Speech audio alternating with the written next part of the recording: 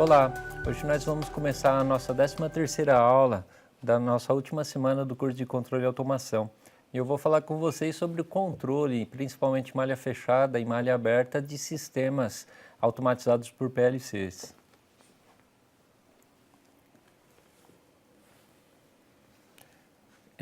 Para a gente dar continuidade nessa aula, é importante que nós saibamos como representar um controle. Então, normalmente, em plantas simples, nós temos um controle em malha aberta. O que seria o controle em malha aberta, né? Aqui nós temos uma variável nessa representação, uma variável R de W, que a gente pode chamar R de S, que seria o sinal de entrada que eu quero para o meu sistema. Por exemplo, se eu quero um sistema térmico que chegue a 100 graus, esse R de S vai ser 100 graus. Neste caso, nós temos um controlador de um motor trifásico. Então, a gente coloca aqui, por exemplo, a rotação que a gente quer do motor, e aí esse bloco de soma, né, vai somar esse valor com um sinal aqui de baixo, que daqui a pouco eu vou comentar sobre o que ele faz. Esse sinal vai para um controlador de velocidade. No controlador de velocidade, ele se soma a um controlador de torque que aciona o motor elétrico. E esse motor elétrico aciona um redutor de velocidade que vai para uma carga mecânica. Então, esse sistema típico que a gente faz, por exemplo, no controle de velocidade e torque para mover uma carga mecânica qualquer, por exemplo, uma esteira, né? Isso daqui, a primeira sequência que eu falei com vocês, é um sistema em malha aberta. Então, eu coloco aqui, por exemplo, qual é a rotação que eu quero nesse motor. Essa rotação vai para o meu controlador de velocidade, que vai para o controlador de torque, que vai ativar o motor elétrico trifásico, né? Esse símbolo é de trifásico, que vai fazer com que ele rode nessa rotação em RPM. A rotação é aplicada a um redutor de velocidade que vai aumentar o torque e vai para a carga mecânica. Que garantias eu tenho que essa rotação realmente foi atingida? Eu não tenho nenhuma. Então, quando eu falo em um circuito em malha aberta, eu não tenho garantias que a variável que eu coloquei de entrada realmente é aplicada à saída. Nesse caso, a rotação que eu coloquei na entrada deveria estar sobre a carga mecânica, mas eu não tenho ideia se ela está ou não. Então, um circuito desse tipo a gente chama de um sistema em malha aberta.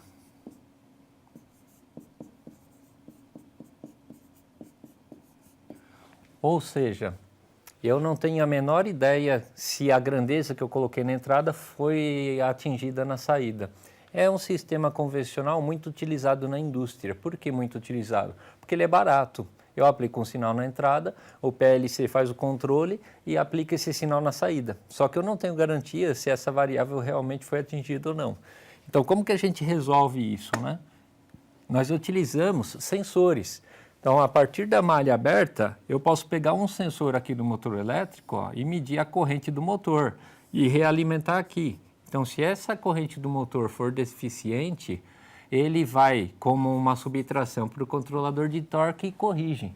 Posso pegar também daqui, ó, a rotação do motor. Eu especifiquei lá atrás a rotação em RPM. Então, aqui eu pego a rotação em RPM através de um medidor, e esse medidor de RPM em um transdutor de velocidade, me joga essa rotação aqui, de forma negativa, subtraindo. Então, quando eu faço esse tipo de arranjo, pegando sinais do processo, passando por sensores e realimentando na entrada, a gente chama de um processo em malha fechada. E os sistemas em malha aberta e em malha fechada podem ser sintonizados. O importante é saber que em controle, uma malha aberta, eu não tenho a garantia do valor final, do resultado final do meu processo. Malha fechada eu tenho. Então, por que não usar sempre malha fechada? Devido ao que eu já acabei de comentar, que é o custo, né? Em malha fechada eu tenho sensores para fazer a coleta dos dados na saída, eu tenho as realimentações, cada bloco desse é um bloco de eletrônica a mais. Então, eu tenho que gastar mais dinheiro nesses processos. Só que é interessante nesses processos que se eu preciso de uma fineza, de uma qualidade maior no final lá da minha variável, que eu feche a malha e trabalho com a malha fechada. Normalmente esses sistemas se resumem em sistemas de primeira e segunda ordem, né? Vou tentar ser o mais prático possível, porque nós teríamos que ter toda uma teoria de controle sobre o que são polos, o que são zeros, o que é uma função de transferência, como fazer o controle da função de transferência. Então nós iríamos adotar alguns critérios para fazer essa análise, algumas ferramentas matemáticas, né? De qualquer forma, a gente vai simplificar nessa videoaula que sistemas podem ser de primeira ou segunda ordem. Normalmente, se os sistemas forem de primeira ordem, eles respondem em uma forma de S. Ou seja, né, se eu tentar fazer com que uma variável chegue de 0 a 100% de sua grandeza, ela vai subindo gradativamente e depois vai atenuando até chegar à variável. E se ela for de segunda ordem, ela tem um comportamento de um sistema subamortecido. Para quem já estudou controle, é um sistema que tem dois polos complexos, né? Dois polos conjugados complexos que vão gerar uma função de transferência com amortecimento. É o tipo de função de transferência que nós dizemos que na função de transferência nós temos o conjunto de um S ao quadrado, quando a gente transforma no domínio da frequência para Laplace, mais 2 vezes o fator de amortecimento e a frequência angular do sistema, mais a frequência angular desse sistema ao quadrado. Então é um sistema oscilatório. É o típico caso, por exemplo, de um robô, onde eu tenho uma posição inicial e uma posição final. Se o sistema é de segunda ordem, o braço do robô sai de uma posição inicial e ele vai até a posição final, só que ele ultrapassa. Então ele faz uma oscilação e vai se acomodando até o set point dele, que seria o ponto final. Essa acomodação é dado pelo termo φ. E a frequência angular é essa frequência de oscilação que o robô faz no fim da trajetória. Esse seria um sistema de segunda ordem a ser controlado. Existem técnicas para fazer isso daí. Outro sistema de primeira ordem mais simples é que tem um comportamento de S, que nós vamos ver agora experimentalmente. Como que nós fazemos, né? Existem vários métodos de sintonia disponíveis no mercado. O mais comum, o mais antigo, é o método de Ziegler-Nichols. Então, para o sistema de segunda ordem, existe uma técnica de se calcular os tempos de acomodação, os tempos de atraso. Nós não vamos falar dele, vamos falar do sistema mais simples. Então, a primeira coisa que a gente tem que fazer é obter experimentalmente a resposta ao degrau unitário. O que é o degrau unitário? É uma função de transferência que vai de 0 a 1 de forma instantânea, ou seja, ele vai do estado off para o estado on de forma praticamente instantânea. Então, a gente subentende que o degrau unitário seria ligar a máquina, né?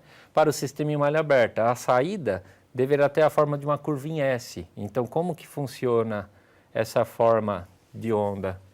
Aqui nós temos a resposta ao degrau. Então, é um sistema que ele vai sair suavemente e se acomodar ao seu set point. É como se o braço do robô, no meu exemplo anterior, saísse de 0 e subisse rapidamente, e quando chega perto do seu set point, ele começa a frear para conseguir alcançar com exatidão a posição final. Então o robô sai de forma lenta, aí ele acelera e aí ele freia no fim para conseguir se acomodar na posição final. Isso é um sistema típico de uma primeira ordem.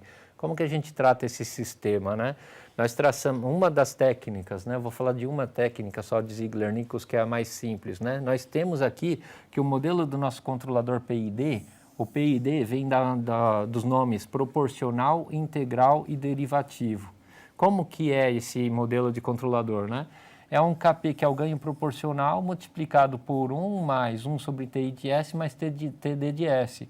Então, se a gente aplicar a distributiva, na verdade, o controlador é um ganho proporcional mais o ganho proporcional sobre um tempo integral mais o ganho proporcional vezes o tempo derivativo. Funções da matemática, né, que vocês já aprenderam em cálculo, a integral e a derivada. Então, a integral e derivada para a gente aqui é convertido em integral e derivada em tempos. Quais são os tempos de atraso ou de avanço que a gente tem que colocar no sistema para controlar. Em Ziegler-Nichols, o método mais básico é traçar essa linha tangenciando o nosso S, e a partir dessa linha nós temos duas grandezas importantes, né? A distância com que a linha cruza o eixo X, a gente vai chamar de L. E aqui, a distância onde a linha cruza a parte superior, né, na nossa grandeza C, que na nossa grandeza C aqui é como se fosse o set point, ou a nossa posição final. Nós vamos ter aqui a medição do termo B. E a partir dessas três grandezas, né, na verdade, porque vai ser a grandeza L, a grandeza T e o R, que vai ser o nosso set point dividido pelo T, onde o set point aqui é a posição final, que se fosse em temperatura, por exemplo, seria 100 graus, se é em posição, tantos metros, né? Tendo esses três termos, o R, o L e o T, nós podemos calcular essas variáveis para colocar no PLC. Então, é comum no PLC, nós temos blocos, vou desenhar aqui rapidamente para vocês, de controle. Então, no PLC, nós temos um bloco de controle, por exemplo, que se chama PID. E ele vai ter qual variável? Ele vai ter a variável KP, a variável TI e a variável TD. E aqui a nossa saída do nosso processo. E, claro que tem algumas outras grandezas, mas as três grandezas fundamentais a gente tira de Ziegler-Nichols através desse gráfico. Então, o que a gente faz com essa grandeza R, L e T? Tira os valores para atribuir ao PLC para que ele faça o controle em malha aberta. Nesse slide, nós temos os parâmetros de sintonia do controlador. Então, como que vai ficar aqui o nosso controlador, né? Os parâmetros para um controlador P, por um PI, para um PID. Vamos analisar por um controle PID, que é o que eu comentei, né? O fator KP que vocês vão colocar lá no PLC, ou seja, o ganho proporcional, vai ser 1,2 do RL. Lembrando que o R a gente viu no slide anterior, né, que era o C sobre T, e o L o comprimento inicial da origem até a nossa assíntota, que tangencia a curva S do acionamento. O parâmetro TI, ou seja, tempo integral, vai ser 2 vezes o tamanho do parâmetro L. E o tempo derivativo, o TD, vai ser o L sobre 2. Então, basta a gente levantar aquele gráfico que a gente tem as características do KP, do TI e do TD para colocar no nosso controlador. Como fazer isso, né? É mais fácil fazer isso em forma gráfica. Então, seria interessante a gente colocar um medidor na saída para medir como que a saída se comporta. E isso eu vou mostrar para vocês que em registrador gráfico, na nossa próxima videoaula, uma das funções do software supervisório é justamente essa, é conseguir ler a variável de saída para a gente ver o comportamento. Então, se sua variável de saída tiver um comportamento em forma de S, basta aplicar essa técnica que a gente consegue os parâmetros para colocar no nosso PLC. Se ela tiver um comportamento, como eu falei, oscilatório, se trata de um sistema de segunda ordem. E aí é outra técnica, outra forma de calcular isso em uma tabela específica. Lembrando de novo que eu estou usando o método Ziegler-Nichols para dar uma ideia a vocês de como fazer a sintonia de uma malha, mas existem diversas outras sintonias. E para finalizar, eu recomendo novamente que vocês façam os exercícios propostos. Eu coloquei um enunciado no fórum de um projeto bem interessante sobre como calcular os Ziegler-Nichols. Participem ativamente desse fórum, que vai ser interessante para vocês aprenderem bem como que é o processo, né? Façam os exercícios, consultem os materiais de apoio, leiam principalmente o capítulo do livro recomendado, que tem toda a teoria sobre sintonia de malhas, né? E se preparem para a próxima videoaula, onde a gente vai ver o software supervisório, e lá a gente tem a opção de ler essa curva do S, né, de fazer a integração do software supervisório com o sistema de controle. Então a gente consegue ler a variável.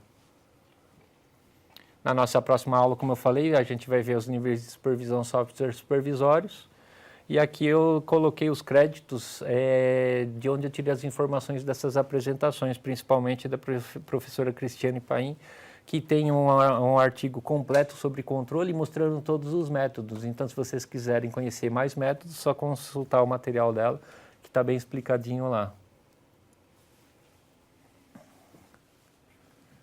Então é isso, pessoal. Espero que vocês tenham entendido basicamente o que é um controle de um processo industrial e que ele é possível de ser realizado dentro de um PLC. Normalmente os PLCs baseados na norma IEC 61313 têm já em sua programação esse bloco PID e é muito usado como método de sintonia dentro de uma planta industrial. Tipicamente os processos vão ser de primeira ordem que respondem à curva S ou de segunda ordem que respondem a um sistema oscilatório.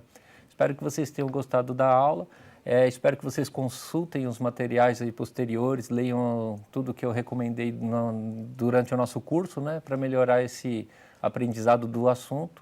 E é isso, os vejo na próxima videoaula sobre softwares supervisórios. Obrigado.